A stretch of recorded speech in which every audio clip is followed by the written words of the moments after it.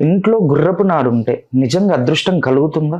గుర్రపు నాడ అనేటువంటిది పూర్వంలో ఏంటి అని అంటే ఈ దిష్టి దోషాల కోసం వాడేదంతే, అదృష్టం కోసం కాదు. ఉమ్, అదృష్టపరంగా గుర్రపు నాడ అనేటువంటిది అనుకోవడం వ్యర్థం.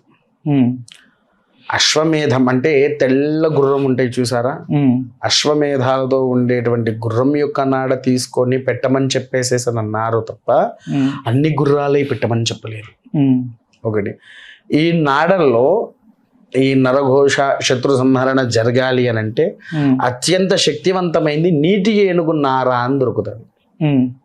ఇది ఎప్పుడైనా విన్నారా మీరు? లేదు. నీటి ఏనుగు నాడు. నీటి ఏనుగు అంటే తెలుసా మీకు? ఆహా. ఇంగ్లీష్లో హిపోపొటమస్. తెలుసు. ఏంటిది హిపోపొటమస్? అట్లా లా ఉండి అది ఇట్లా ముళ్ళు టైప్ ఉంటది. అది ఖడ్గమృగం. ఆ, దీనికి మూతి పెద్దగా వస్తుంది కానీ కొమ్ము ఉండదు. ఆ, కొమ్ము ఉండదు, మూతి పెద్దగా ఉండదు ఏనుగులాగా. అవును. ఆ, హిపోపొటమస్ అంటారు. ఉమ్, దాని కాలంలో నుంచి ప్రతి అమావాస్యకు ఉమ్, గాజు లాంటి కింద పడుతూ ఉంటాయి. మనకు తిప్పి తిప్పి కొడితే ఒకటో రెండో దొరుకుతాయి. ఉమ్, ఇది ఎక్కువగా తంత్రశాస్త్రంలో వాడేది మేము.